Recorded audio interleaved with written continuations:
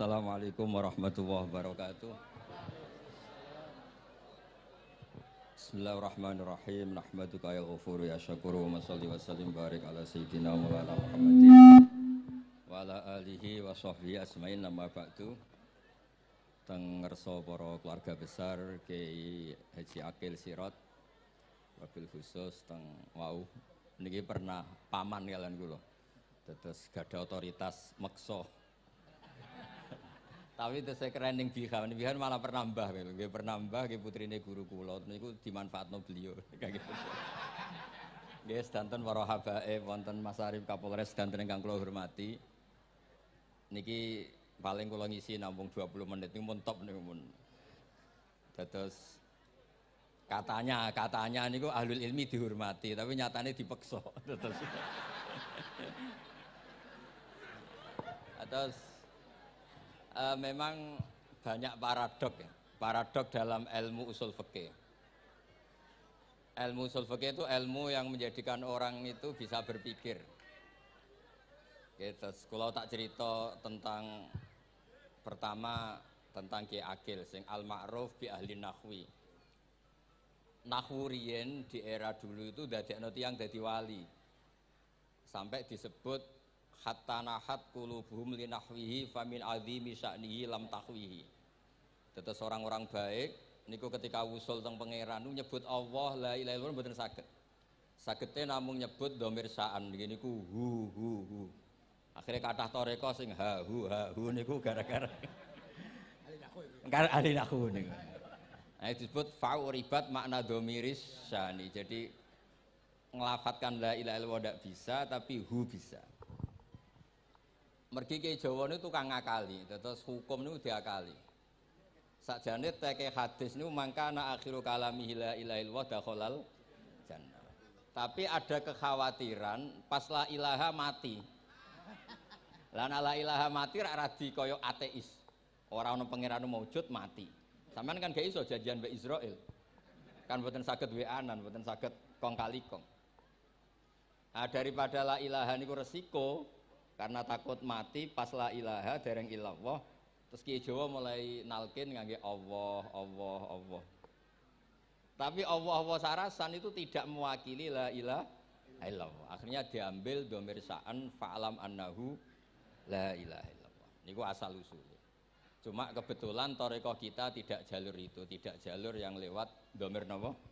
Sya'an. Tapi sementing tadi dawuhe Kiai Mustafa, sementing kita tahu secara ilmu. Terus nomor kali cerita uzlah wow. Kalau memang benar-benar uzlah. Terus kalau nu diundang acara-acara publik kemarin Habib Jindan gitu, hanya di halaqah ilmiah. Kemarin terakhir beliau ngerayu ini jari marrotan wahidah. Ini saya pegang. Dan itu dicatat di Loh Mahfud. Dan ciri utama kiai itu tidak membatalkan perjanjian. Jenengan dawuh marrotan wahidah pas niku. Ben gelem. Terus ngeten kula cerita sithik tentang ilmu sing sering kula utarakan. Di antara kitab yang dipakai guru-guru kita sing dilanggengi Mbah Mun Maus niku kitab Ihya.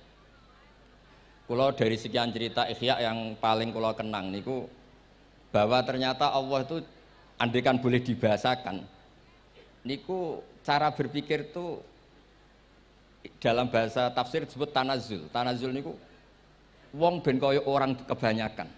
Saya ulang lagi supaya orang tuh kayak orang nopo kebanyakan. Ada dua ahli neraka yang dipanggil, yang satu ditakoki, "Cung ning neraka piye rasane?" "Syarru makan." "Mboten enak, Gusti." Terus mbek pangeran diken balik, "Ya wis kono cung mlayu balik nang neraka." Niku tiange lari kencang, sekencang-kencangnya. Semangate seneng ambek kon balik ning neraka. Ditakoki mbek pangeran, "Lho cung kon mara neraka kok seneng?" "Kula nu pun kapok Gusti, kula nu nyesal ketika di dunia nak jenengan utus niku lelat-lelet. Niki kula tobat dengan bukti dikan jenengan teng neraka kula mlayu." Lho nu pangeran akhire haru wong kok semangate mlebu neraka kaya ngono. Mergo diperintah pangeran. Ya dados niki ijazah jenengan akan mlebu neraka jenengan sing semangat nggih. Karena zaman ning donya sering diperintah Allah mboten napa? Semangat. Nah niku kemungkinannya dibarno, kemungkinannya dipanggil. Lah yang itu terus dipanggil oleh Allah. Ya wis kaya wong apik. Tak kongkon nurut tenan, semangat tenan, terus diken mlebu swarga. Nah niki ijazah pertama nggih. Dinaken mlebu neraka sing napa? Semangat. Sing kedua niku dipanggil niku plengakan lelat-lelet. Kados kula diutus Gus Mus niki nelpon. Nelpon kula mboten purun akhire ning Bika jare matur Gus Subak. Turuti ya, aku diamuk Bika jare Bapak. Dados niki melibatkan sekian pihak untuk memaksa saya datang ke mriki. Aduh, repot wong kempek niku. Repot nyen repot. Mugi-mugi di sepuro ngoten.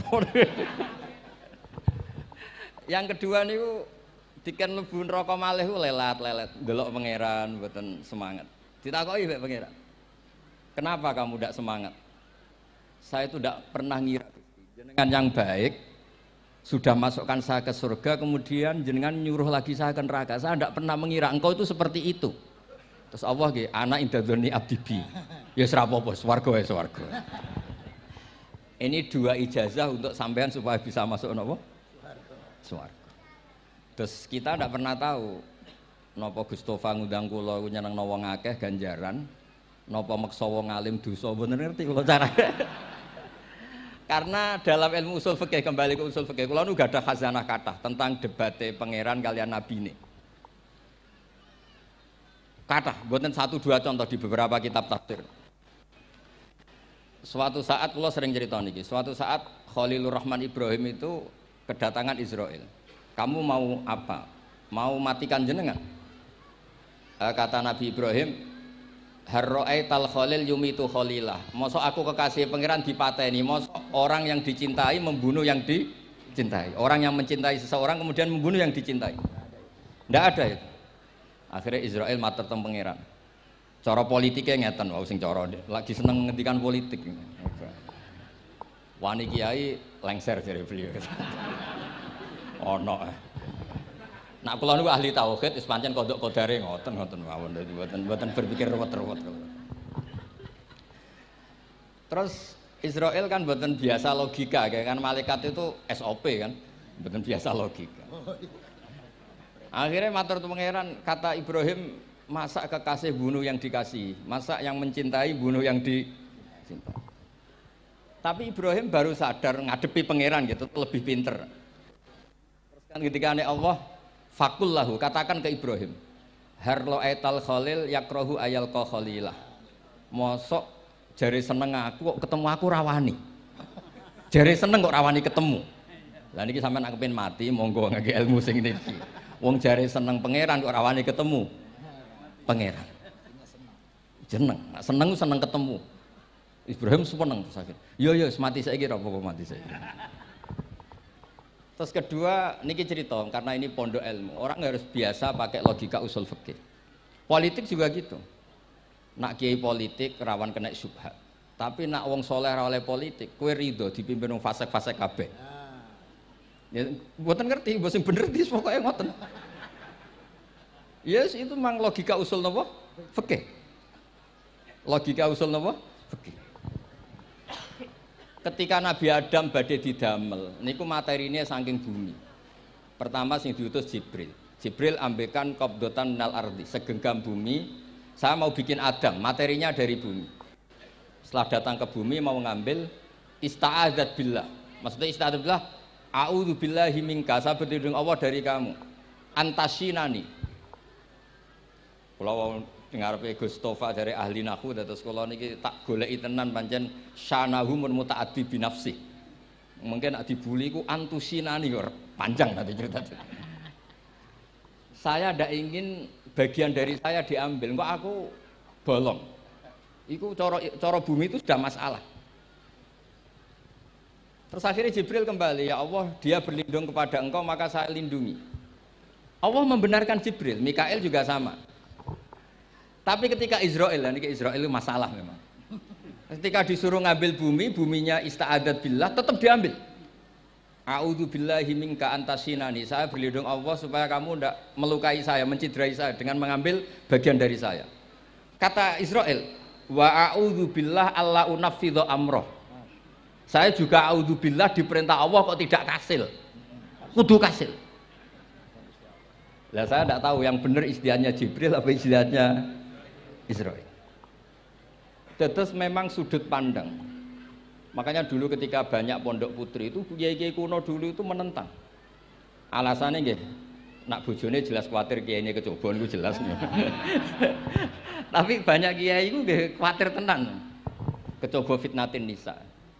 Tapi ketika logikanya dibalik, apa kamu ridho para perempuan-perempuan muslimat itu tidak dapat pendidikan apa? Agama. Hanya karena orang soleh tidak punya nyali, tidak punya peduli mengajar. Tapi kita saged diwalik. Ustaz-ustaz sing imane pas-pasan niku kowe ridho nak kecoba. Sampeyan milih mana? Ridho kecoba apa ridho bodoh? Nah, logika-logika usul fikih ini yang kemudian dipakai Wali Songo. Dipakai Wali Songo kemudian membiarkan sekian tradisi yang insya Allah itu salah sebetulnya. Tapi tidak sebanding dengan asmane Allah Subhanahu wa taala. Misalnya begini. Nggih niki dirungokno mawon. Sampeyan ra paham mboten napa-napa. Sampeyan nak ra paham wis anggap ae tawadhu. Sepantese wong awam yo ora paham. Nak paham dadi kiai. Terus biasa mawon sampeyan nak ora paham aja tersiksa. Umpamane jenengan mboten kiai kok kon paham. Nak sampeyan pinter kados kula mestine ora ngrungokno, semangate hasud. Terus rivalitas mergo. Nah, cara Mbah Mun nak cerita ngoten, dhisik ke zaman bodho iku angger kiai mbok cucup. Bareng padha kiai niku koyok saingan. Niku pun sunatullah ndak bisa dihindari, niku pun sunatullah. Terus kembali lagi ya. Logika-logika usul fikih niku dipakai oleh Wali Songo. Ngeten ada cerita ini rungokno nonton. Itu sudah saya cek di beberapa riwayat termasuk di Musnad Imam Ahmad. Ada orang, ini bukti teorinya Wali Songo itu benar. Wonten tiyang gadah kesalahan. Niku dokumen kesalahan niku maddul basor sepanjang mata melihat. Wes ngoten jumlahnya 99 bok. Kayak apa banyaknya? Per bok maddul basor sepanjang mata nopo melihat. Ketika dia ditanya Allah itu kalau tanya demokratis. Adzolamat kakatabati, jangan-jangan malaikat saya sentimen, kalau kamu jelek ditulis, kalau baik enggak? Enggak Gusti. Afalaka udhurun, jangan-jangan kamu saat salah itu punya alasan? Enggak Gusti, ya memang salah. Tapi kata Allah, sudah kamu tenang saja, kamu punya ini. Itu hanya satu box, ya kira-kira kayak tempat jam tangan ini. Enggak, kamu punya ini, cukup ini. Terus malaikat tanya, ya Allah, apa artinya, apa ngefek itu kalau ditimbang tuh, kejelekan sebanyak itu dengan satu box jam. Orang ini juga bilang, Gusti sudah tidak usah ditimbang, nggak ngefek itu pasti kalah. Tapi setelah ditimbang menang yang satu box kecil tadi. Karena di situ ada la ilaha illallah Muhammadur Rasulullah. Jadi malaikat diancam sama Allah, kamu berani tidak mempertimbangkan nama saya? Apapun banyaknya box itu dosa itu tidak saya. Kalau ini la ilaha illallah itu nama saya. Kamu berani tidak mempertimbangkan nama saya? Ya tidak berani Gusti, ya harus dimenangkan. Nah itu. Semalane kok pengajian ini ya ono istilatur rijal wan nisa, tapi baru kayak ngaji di sepuro. Ya aja muni halal tapi ya aja muni terus gak ono faedahe. Sepuro. Di sepuro insyaallah. Karena kalau nuruti harus steril halal itu kayaknya ndak bisa. Terus di situ ditutup fala yaskulu ma asmillahi taala syai'un. Dibanding asmane Allah taala sesuatu itu ndak ada nilainya. Pasti menang Allah taala. Sehingga banyak ulama ngendikan kowe nak bar dosa, bar salah maca iki-iki. Dan kalau Anda dosa misalnya catatannya satu box terus di bawah ada astagfirullah, malaikat ditanya sama Allah, kamu berani tidak mempertimbangkan nama saya disebut di situ? Nah, saya ini ribuan orang yang ngundang, saya berani mengabaikan. Bareng ono wong ngaku mbah, ya mbah tenan wae. Ya terus ngoten. Kowe wani gak mempertimbangkan Gustofa sing mantune Mbah Maimun. Ya. Semoga cara pandang malaikat nanti seperti itu. Tapi nanti kalau malaikat cara pandang, mbah kok tukang meksa putu. Itu mbah model opo. Nah, saya ini sudah ngalah satu kali. Berikutnya logika kedua yang insya Allah terbangun di kalangan malaikat, yaitu mbah ora oleh meksa napa? Putu. Ning dinggon mbah yang baik putune dolanan di Barno. Ini ora. Putu lagi asik-asik dolanan. Rene. Kon nyapu. Nah, itu udah jenis mbah yang baik. Terus kula suwun lah ngaji usul fikih yang serius karena itu menjadikan kita bermartabat. Kula niku sering lepas jenazah tangga-tangga kula nggih penggene delok TV, nak bengi nggih ngelamun, ngayal sugih, kadang yo ngapalo tikus sing liwat dhuwure saking ora ana penggawean. Tapi kula nang lepas jenazah ini orang baik. Sampai bojone protes, "HP opo lho Gus, angger bengi iku mau ngelamun ngitung tikus liwat, ngitung apa." Terus kula matur, ngitunge aja ngono, ngitunge tarokal ma'asiyah. Wong ning omah itu artinya tidak dugem, tidak melakoni maksiat. Itulah yang menjadikan usul fikih itu ilmu yang sangat terhormat. Coba kalau Anda jadi pakar usul fikih kayak saya, mengkaji betul usul fikih. Orang tidur semalaman jangan bahasakan tarokat tahajud, wa tarokal witro, wa taroka qiyamal lail. Tapi bahasakan taroka zina, wa tarokal ghibah, wa taroka kada wa kada minal ma'asi. Keren mboten? Keren. Kalau kamu udah ahli usul fikih maka kiai kok amen turu. Kiai kok guyon suwengi. Lho kiai guyon suwengi itu melawan. Kiai itu ustaz juga manusia. Karepe bengi iku ya kepen nonton. Tapi kan mboten pantes. Akhirnya korbane santri ini dijak guyon gak jelas. Lah apel ning rondo ya ora pantes. Nglawan nafsu iku berat, carane ya dilalek-lalekno guyon iku. Lah muga-muga malaikat kabeh ahli usul fikih nganggep ngono iku perlawanan terhadap keinginan apa maksiat. Malaikat ngaji ora. Makanya itu disebut di kitab usul fikih Tanghubul Usul itu izma min mubahin illa wa yatahaqqaqu bihi tarku haramim ma. Fa yalzamu minas sukun tarkul qatli wa minas sukut tarkul ghibah. Tidak ada sesuatu yang mubah kecuali saat Anda lakukan, saat itu juga Anda meninggalkan keharaman. Maka sebetulnya mubah ini punya nilai yang luar biasa yaitu tarkul haram atau tarkul ma'asi.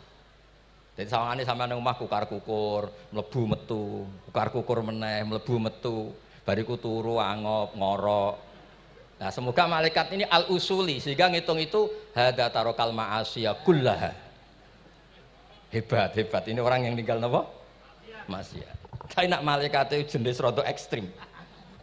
Alumni kempek suwengi ra tahajud ora witir ku alumni opo? Mulane kula niku ngaji usul fikih terus supaya diperdengarkan ke malaikat. Supaya teorinya pakai usul napa? Fikih. Jadi kalau melihat kita melakukan mubah niku dihitung tarkul napa? Ma'as. Nah ini pentingnya ngaji. Kula nate ditanya sama seorang dosen. Gus, masa iya Quran yang katanya mutu semutu-mutunya kemudian ada ayat kulu washrobu. Mosok urusan mangan, nggak usah disuruh orang juga makan. Terus kualitasnya kulu washrobu itu di mana? Terus kalau jawab, terus sorokan yang penting wopo, rapat utawa seminar. Nggak ada rapat, nggak ada seminar itu kamu nggak mati. Tapi kalau nggak makan itu mati.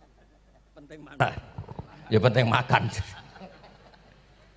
Lah iya, jadi orang itu lupa kalau sesuatu yang seserius itu karena menjaga nyawa, yaitu makan. Terus karena makan tuh hal yang murah dianggap biasa, itu bahaya. Sehingga sebetulnya yang kita bisa jadi wali lewat hal-hal keseharian tidak bisa jadi wali karena tadi. Saya punya hadis, ini mudah sekali untuk Anda jadi wali. Bahkan di atas wali lah. Inna woha ta'ala layar do anil abdi. Pakai inna masih pakai lam taukid. Inna woha layar do anil abdi ayyakulal aklata fayahmadahu alaiha. Aw yasroba syarba fayahmadahu alaiha. Allah itu sangat ridho. Ada orang makan satu asupan kemudian dia muji Allah. Loh, orang tidak punya alpat itu tidak mati, tidak punya tanah ribuan hektar itu tidak mati. Tapi kalau nggak makan sesuap nasi mati. Penting mana? Penting makan. Tapi gara-gara kamu tamak untuk syukur nunggu punya alpat, untuk syukur nunggu punya tanah banyak. Anda ini bodoh. Mau syukur saja syaratnya kok banyak. Jadi sebetulnya kalau kita mau jadi wali itu cukup setiap makan itu kamu syukur. Fayahmadahu alaiha. Au yasroba syarba fayahmadahu alaiha. Makanya wali-wali dulu kalau didik raja yang sedang berkuasa itu ditanya. Kamu raja besar, punya pengaruh besar. Andaikan kamu di padang pasir dan kemudian Anda tidak mendapatkan air, sama sekali. Apakah kamu menggantikan kerajaan kamu demi beli satu seteguk air? Iya, akan saya beli karena saya kalau tidak minum mati. La tafrah bimulkin la yusawi jar'atamain. Kamu jangan bangga dengan sistem kekuasaan yang tidak senilai dengan seteguk air. Orang nggak jadi raja itu nggak mati, tapi kalau nggak minum mati. Terus akhirnya dosen itu tahu, wah berarti kuluwas robu itu luar biasa Gus, ya, sangat luar biasa. Makan dan minum itu luar biasa. Makanya terus adat kiai mertamu mangan. Kalau tadi baru datang kon mangan, di sini ya ada mangan. Ya saya anggap aja itu proses jadi wali ngoten mawon. Jadi segampang itu jadi wali. Nah kemudian gara-gara torekoh terus jadi wali ku repot kon maca 10.000 wiridan kon opo. Kesuwen nih cara-cara kesuwen. Karena ini partai enggak torekoh tadi. Dulu abahnya Mbah Maimun Mbah Zubair itu kalau disuruh wiridan lama-lama itu enggak mau. Sementing diridani pangeran, maca kok akeh-akeh. Nah, itu partainya partai ahlul ilmi. Ya partainya partai ahlul apa? Ilmi. Nah kemudian karena saya ini nekuni tafsir ya, itu saya kepengen ya, menggerakkan supaya ilmu Quran itu menarik. Caranya apa? Cari sisi ekstrimnya. Kalau bolak-balik, kenapa sih orang nggak janggal? Nggak janggal itu udah iskal. Quran itu kan kalamu Allah. Saya lagi Quran itu kalamu Allah. Masa iya Allah yang Tuhan kemudian ngendikan iya kana budu wa iya kanas tai. Kepadamu aku menyembah. Masa Allah ngendikan gitu pada kekasihnya Nabi Muhammad. Padahal Allah itu al-ma'bud bukan abid. Allah yang disembah bukan yang menyembah. Semua ahli tafsir, saya bukan bilang sebagian, semua ahli tafsir pasti ngendikan begini. Wa yuqaddaru qabla qaulihi ta'ala iyyaka na'budu qulu. Sebelum iyyaka na'budu itu ada kata yang disimpan yaitu qulu. Jadi iyyaka na'budu itu betul ngendikannya Allah, cuma sudah dikasihkan Jibril kepada umatnya Rasulullah. Jadi Jibril bilang gini ke Rasulullah Muhammad, Muhammad qul iyyaka na'budu. Kemudian Nabi juga bilang ke umatnya qulu iyyaka na'budu. Jadi ini kalam Allah yang sudah milik kita. Nah berhubung milik kita, kita sah mengatakan iyyaka na'budu. Karena kalau tidak janggal, masa iya Allah berdoa ihdinas siratal mustaqim, tunjukkan kami jalan yang benar. Lah kalau ihdinas siratal mustaqim kalam Allah berarti kan Allah yang berdoa. Nah, sehingga semua tafsir bilang sama, wa yuqaddaru qabla qauli ihdinas siratal mustaqim qulu. Nah, terus ada mufassir lain bilang jangan mulai iyyaka na'budu ya semuanya, mulai bismillah, qulu bismillahirrahmanirrahim. Masa iya Allah sendiri yang bilang bismillahirrahmanirrahim. Nah, dengan tafsir seperti ini terus kita akhirnya lagi-lagi kembali ke usul fikih, kembali ke balaghah, kembali ke nahwu. Kalau enggak, ya Anda akan menafsiri Quran pakai logika Anda sendiri. Sampai ada mungkirus sunnah. Pokoknya sementing kembali ke Quran. Orang roh Quran itu kayak apa? Saya kemarin ngaji di Sedan di daerah saya bilang, Sayyidina Umar itu Islam sebelum minta hidayat. Khalid bin Walid ya Islam sebelumnya ya tidak minta hidayat.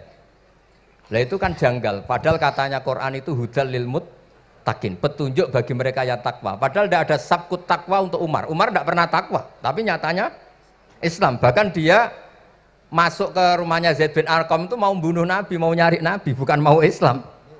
Tapi ketika dengar iparnya membaca Toha ma anzalna alikal Qur'ana litasqa, kemudian dia masuk Islam.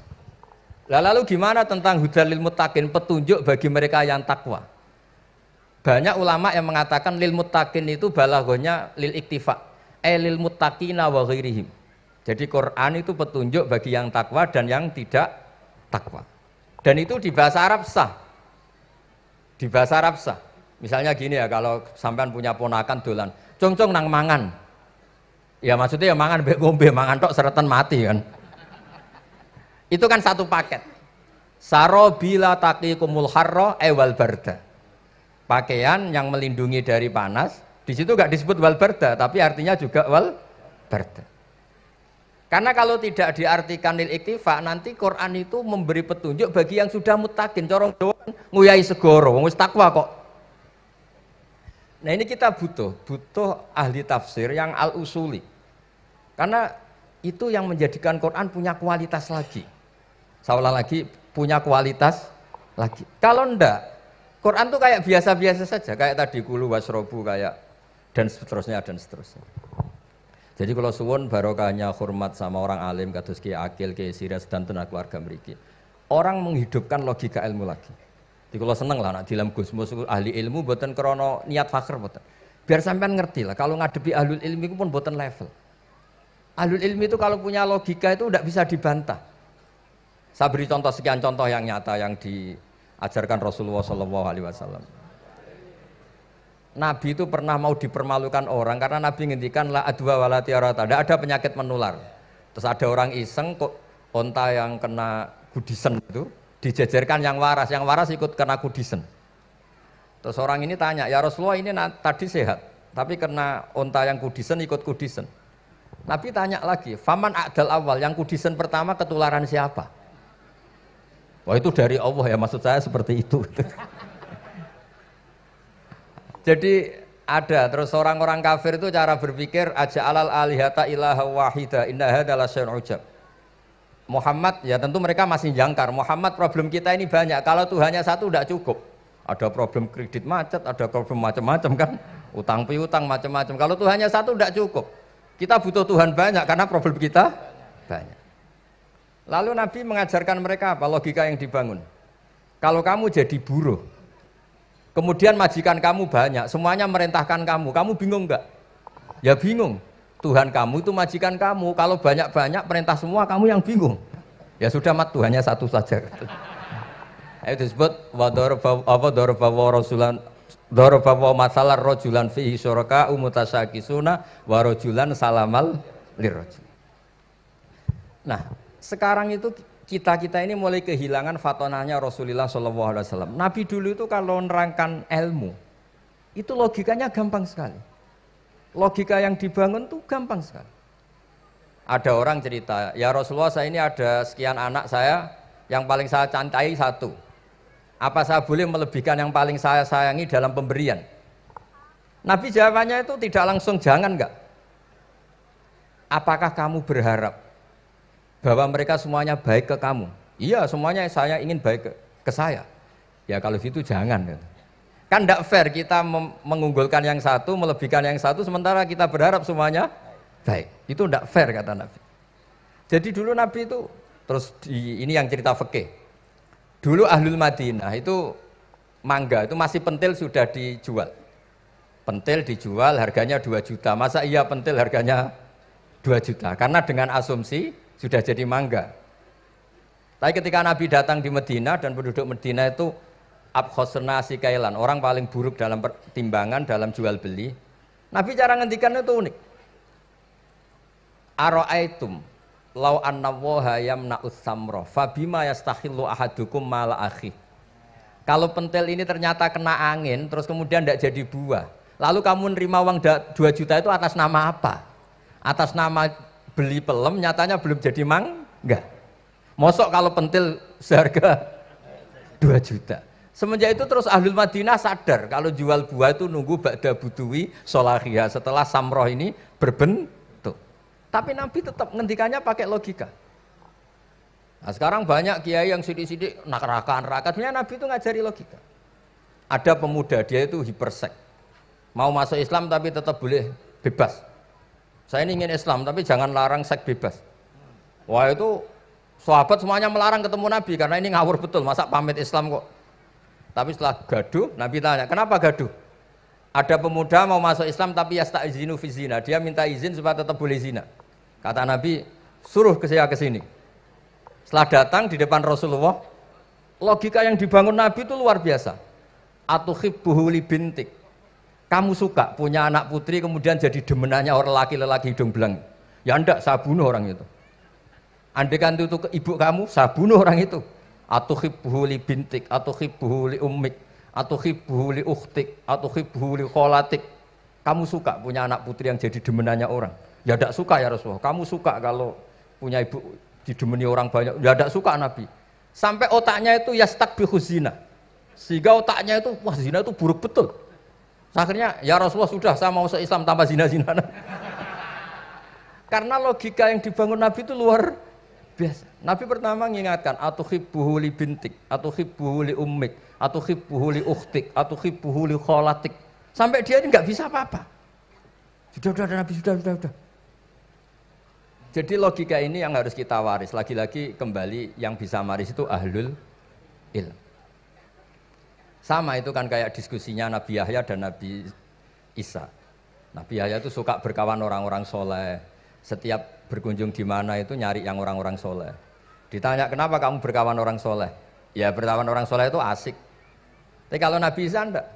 Kalau ada desa-desa yang masih hitam, masih merah itu dikunjungi, kemudian dibina. Ditanya sama Nabi Yahya, lima anda tanzilu ala syirarin nas. Kok kamu kumpul orang-orang yang kayak gitu? Jawabnya beliau, innama ana tabibun udawil mardo. Di mana-mana Nabi itu ya dokter. Di mana-mana dokter nyembuhkan yang sakit. Jadi dulu logika kebalikan itu dibangun. Sehingga dulu ulama khilaf itu ikhtilaful a'immah apa? Rahmah. Masyhur itu. Saya sering cerita dan itu ada di kitab Khilyatul Auliya. Nabi Yahya itu lebih ceria. Nabi Isa itu agak sering cemburut. Atau kebalikannya, pokoknya yang satu tuh mali aro ka'abisan. Ka'annaka taqnatu mir rahmatillah. Kamu kok sering cemburut, seakan-akan rahmat Allah itu terbatas. Wong kok ra iso syukur. Yang satu gojlok, mali aro ka dhahikan ka'annaka ta'manu mim makrillah. Kowe kok guya-guyu, kok is bebas kok neraka wae gitu. Nah, sehingga ya itu tadi sudut pandang. Makanya saya sering cerita dulu kalau Said Abdul Al-Haddad itu tanya, "Cung kowe ngaji sapa?" Ngaji si A. Kiaimu tau nangis? Ndak. Ojo ngaji. Kiaimu ati atos, kiai kok ora iso nangis. Tapi kalau Abdul Hasan Asadili kebalikan, "Cung kowe ngaji sapa?" Ngaji si A. Kiaimu tau guyu nak ngaji? Mboten nate. Ora usah ngaji wong ora iso syukur. Jadi nah itu yang akhirnya menjadi keseimbangan khaufau wa tama. Ada khauf, ada apa? Roja. Sehingga karena sudut pandang itu nggak bisa dihilangkan, sawalangnya nggak bisa dihilangkan. Ini yang sering diceritakan kisah itu kakaknya ini. Dulu Muhammad bin Hasan Asy-Syaibani, Imam Syafi'i itu lama sekali beliau jadi ulama top yang suka fikir. Dianggap fikir itu aman, ngeringankan hisab. Enggak jenengan fikir yang dihisab malaikat apanya kan?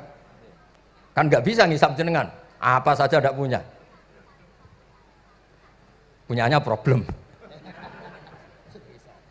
Nah, setelah ngaji sama Imam Malik, Imam Syafi'i tanya, yang ilmunya setingkat jenengan siapa? Kata Imam Malik, sebetulnya Abu Hanifah, tapi orangnya sudah meninggal. Tapi ada muridnya, namanya Muhammad bin Hasan Asy-Syaibani. Kamu ke sana, dari Madinah ke Irak. Dulu tempatnya di Baghdad. Setelah di Irak, Muhammad bin Hasan Asy-Syaibani itu kalau ngitung uang tuh di meja. Emasnya itu banyak. Uangnya banyak, dia hitung di meja. Malah kaget. Saya ini gedeng kiai, kedunyan ini ketemu kiai, kedunyan. Enggak, karena Muhammad bin Hasan Asy-Syaibani itu wali, kamu tanya. Kamu heran ya ada kiai kaya? Iya. Ya sudah, kekayaan ini kasihkan orang fasik, biar dipakai demenan, dipakai mabuk, dipakai ini. Terus, ya jangan, kalau kena orang fasik bahaya, jenengan saja. Semenjak itu Imam Syafi'i mulai rodok seneng duit. Jadi ada ceritanya, kok diangen-angen, nah terus keterusan umatnya kayak gini-gini itu. Jadi ini cerita nopo istihad apa? Cerita nopo istihad. Sama pangkat juga sama. Gue seneng nak wong soleh-soleh tidak ikut ngurus negara ini. Mau dikemanakan negara ini. Tapi ada yang berpikir, gue seneng nak wong soleh terkontaminasi. Ya sudah monggo. Sing isra payu jabat, nggih berpikir zuhud. Sing payu ya berpikir politik. Yang penting semuanya itu berdasar ilmu. Yang penting itu semuanya berdasar apa? Ilmu. Karena ilmu ini basis yang paling diridani Allah Subhanahu wa taala. Masyhur itu di Ihya sering diceritakan Imam Ghazali, ana alim uhibbu kulla alim. Kata Allah, saya ini alim dan sangat mencintai orang alim. Karena orang alim ini yang tahu perspektif. Orang yang ngiranya, saya ulang lagi, yang ngiranya itu enggak ilmiah. Di depan orang alim itu sangat-sangat apa? Ilmiah. Yaitu tadi misalnya ada ayat wa min ayatihi manamukum billaili wan nahar. Masa iya tidur yang ngorok semua turunnya secara jelas kok jadi wamin ayati. Tanyakan ahli medis, sistem tubuh kita kalau nggak tidur tuh kayak apa rusaknya? Dan toat pas-pasan ngene iki satu-satunya solusi yo turu. Bengi ngempet kepen delok dangdut, delok dugem. Barang turu jebule esuk wis bar alhamdulillah. Cara melek iman kamu seberapa? Tarikan-tarikan maksiat posisi kamu terjaga bisa kalah kan? Tapi kalau tidur sukses kan tarkul maksinya. Nah, karena tidur itu sukses menghilangkan maksiat disebut wa min ayatihi manamukum billaili wan nahar. Sampai Imam Ghazali ngendikan di makalah itu sehingga nanti ibadahnya umat ini di akhir zaman an-naumu, ibadah terbaiknya itu tidur. Nanti mulane maksud kula ngeten. Sampeyan anut jalur wong alim dia turu ya ibadah, tengok-tengok ya ibadah, jagongan nggih ibadah, gojol-gojolkan ambek kanca nggih napa? Ibadah. Karena ini semuanya kul bi fadlillah bi rahmati fa bidzalika napa? Falyafrahu. Tapi kalau kamu tidak punya basis ilmu, adanya suudzon. Kiai kok jagongan guyon sewengi kiai opo? Kiai kok turu sewengi ku kiai. Karena basisnya ndak ilmu. Padahal jelas ketika Rasulullah bikin urutan kebaikan, pertama Nabi ngendikan kamu menolong orang. Jika tidak bisa, terakhir Nabi ngendikan takufu syarraka anin nas fa innaha shadaqatun minka ala nafsik. Tadi beliau juga cerita di nasihat Imam Mun, idza lam tuhsin fala tusi. Kalau tidak bisa berbuat baik, setidaknya kamu tidak berbuat jelek sama orang lain. Dan potongan ngene iki paling gampang apa? Tidur kan? Wis sampean nak turu wis ra zina, ra maling, ra ngrasani wong wis ora tusik. Nah, dengan konstruksi usul fikih seperti itu kamu tahu kualitas ayat wa min ayatihi manamukum billaili wan nahar. Ya sama, ternyata makan itu yang menjaga nyawa. Ternyata makan itu yang menjadikan syukur. Kalau kamu nggak percaya puasa. Sama nak poso gedang goreng itu mewah. Gedang goreng itu mewah. Air satu teguk itu mewah. Makanya kalau ulama dulu ada santri kepengen mangan enak. Ya saya ingin mangan enak gini-gini caranya gimana? Itu rumusnya ada sate, ada mie ayam. Idamuhu alju. Kalau kamu ingin enak, lauknya itu lapar. Ya kita kalau puasa itu semuanya kan enak. Nah itu lagi-lagi basisnya itu ilmu. Nah sekarang banyak orang yang sudah tidak peduli dengan ilmu. Kayak ijazah dilakoni kan. Jadi kayak wiridan la ilaha illallah itu sebetulnya harus dibarengi dengan ilmu. Ini yang terakhir supaya nggak lama-lama. La ilaha illallah itu basisnya ilmu. Surga yang begitu mewah itu dibikin juga bagi yang melafadzkan la ilaha illallah. Neraka yang begitu ekstrim sampai kalau benda dijatuhkan dari atas ke neraka itu sampai bawah nunggu 70 tahun. Bisa kamu bayangkan kalau kamu di dalam naiknya susah itu. Ini dijatuhkan ke neraka itu sampai bawah nunggu berapa? 70 tahun. Loh, neraka sebegitu ekstrim itu dibikin untuk yang menolak la ilaha. Berarti kalimat ini kalimat spesial. Kalimat yang neraka dibikin ya atas nama itu yang menolak, surga dibikin juga atas nama itu yang menerima. Itu satu saktinya la ilaha illallah. Sakti kedua, orang kafir 70 tahun ngelafadzkan la ilaha illallah sekali langsung dihukumi mukmin. Yughfar lahum ma qad salaf. Qul lil ladzina kafaru iyantahu yughfar lahum ma qad salaf. Orang yang melafadzkan la ilaha illallah Muhammadur Rasulullah itu dosa 70 tahun kafir itu hilang semua. Tapi gara-gara ada ilmu terus diumumkan tahlil dening Kiai Haji Niam mesti sing nguri wah sawi gue mesti gue. Padahal kalau kamu tahu ilmunya tadi ini kalimat yang luar biasa. Kalimat yang bisa melebur dosa. Bahkan dalam madzhab Sadiliyah itu unik. Kalau kamu wiridan la ilaha illallah itu jangan istighfar dulu, istighfarnya belakangan. Alasannya Abdul Hasan As-Sadili itu fa'lam annahu la ilaha illallah wastaghfir li dzambik li hadil kalimah. Orang kafir 70 tahun dia istighfar 100 kali enggak akan dimaafkan Allah. Tapi ngelafadzkan la ilaha illallah langsung dimaafkan. Jadi orang bisa dimaafkan tuh barokahnya la ilaha illallah.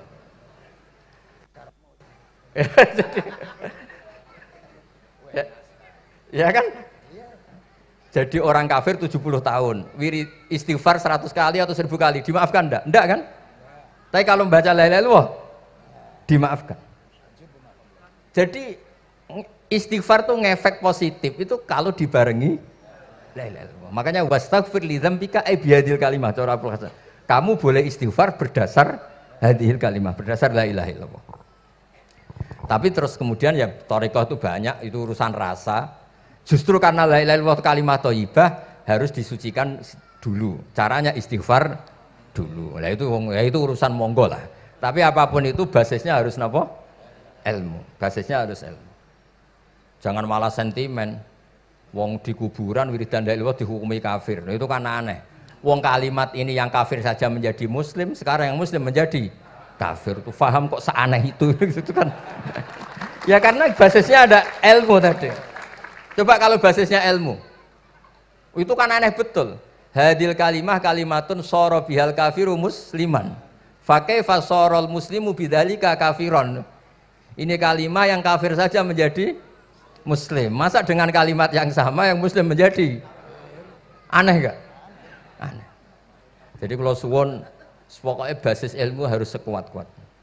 Ini caranya gini nagih kiai kon sregep mulang ojo politik terus ngoten. Tapi politik ya bagian dari ilmu, wis ra iso diterangno les. Nggih ngoten mawon. Assalamualaikum warahmatullahi wabarakatuh. Sik Gus, aja lunga dhisik. Iki wong semuanya sudah tahu sampean alim, menerangkannya enak, fiqhan wa usulian wa tafsiran. Cuma mereka yang tanya itu biyen belajar piye kok iso alim kaya ngono, ya kan? Nah, terangkan Gus, terangkan. Mati.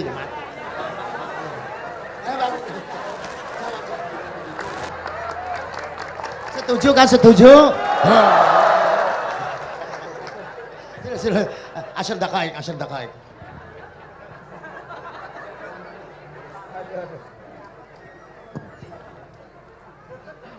Andaikan pertanyaan itu ke Mbah Mun, mungkin jawabnya gurune sopo.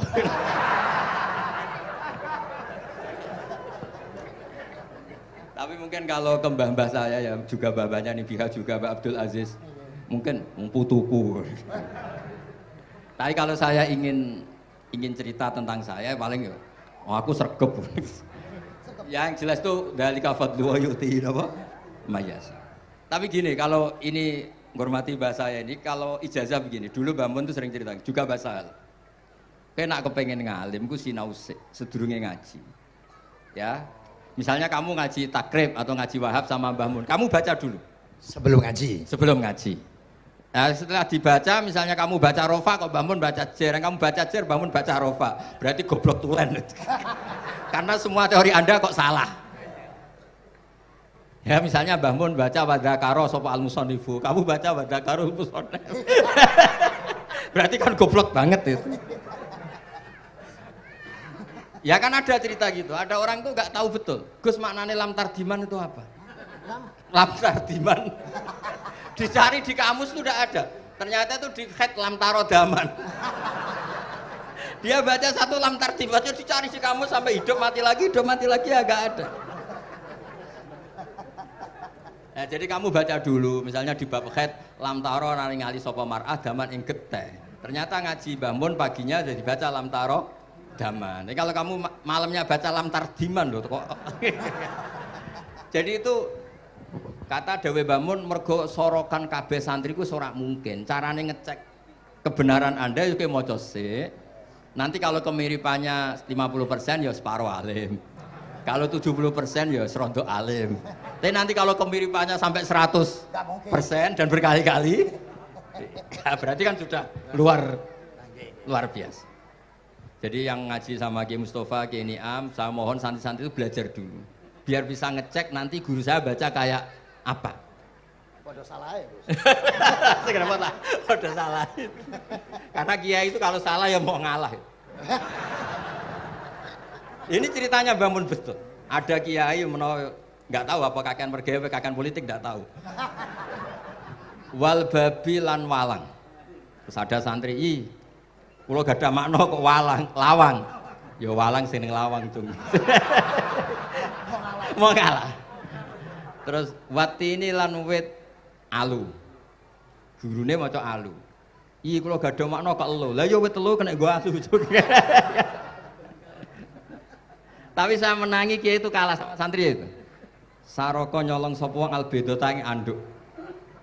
Terus gurunya kaget. Cung kok anduk, cung. Bareng didelok endok.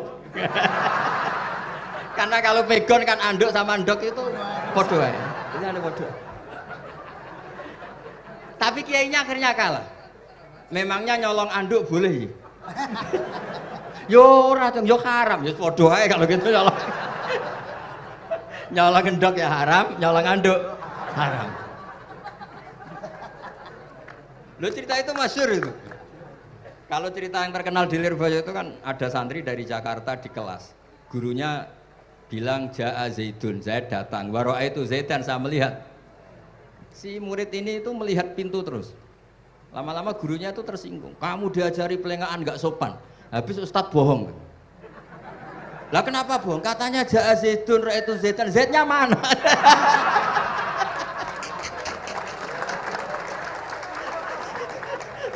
Dia gak ngerti. Zaid datang, saya melihat.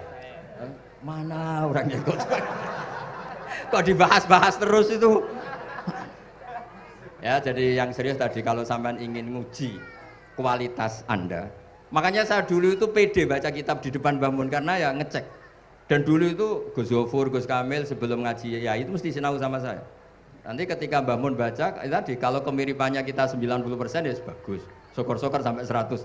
Dan itu terulang sampai Wahab Hatam, Jamul Jami' Hatam. Sehingga kita tahu. Jadi kalau diskusi kita kok salah ya tahu, kalau benar ya tahu. Kalau tahqiq ya tahu. Biasanya kalau tahqiq itu Mbah Mun karena takut menyalahkan kiai-kiai Jawa, kalau baca 2 kali, misalnya begini. Yasmalu, kadang diwaca Yasmilu ora apa-apa nggih Jawa wae gitu. Karena kalau kita memaksakan sampai benar seperti di kamus, kayaknya kalau kiai Jawa itu berat. Berat sekali. Dumeli bojo bolak-balik mesti ora goblok wis apik lah. Karena kalau baca tahqiq itu kan butuh kamus. Yang benar itu Yasmalu misalnya. Tapi kan populer juga orang baca Yasmilu. Saya itu menangi loh, Kiai Jawa dulu baca Simai itu menangi, Masdar Simai. Lama-lama setelah banyak alumni Al-Azhar terus berdasar kamus, baca Samai semua sekarang. Saya menangi Kiai itu baca Dilalah. Lama-lama karena sekarang udah banyak punya kamus, baca Dalalah. Fa'alah. Jadi Kiai itu juga kadang-kadang keteror muridnya. Makanya Syekh Zakaria Al-Ansori itu pernah ditanya, kenapa engkau begitu alim alama sampai dilakopi Syekhul Islam? Kata beliau itu lucu jawabannya, karena saya ini orang yang sial.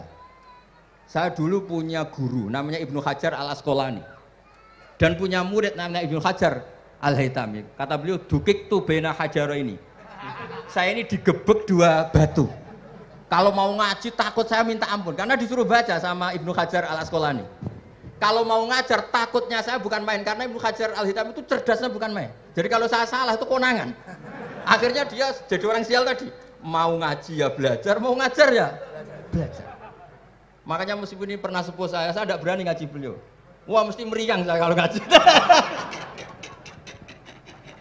Jadi yang terkenal alim-alim mohon ngajinya dikurangi ya, karena ini kasihan gurunya. Kasihan gurunya. Nggih, pun cekap. Pun, itu catat ya. Sebelum ngaji baca dulu. Satu lagi, Gus. Sampean ketoke kiai ndesok kok kuliah. Betul kuliah? Oh, nggih, nggih. Pun, dari belajar dari mana sampai kemana Gus jenengan? Dari Mondok sampai ke Jogja sampai Putih. Monggo.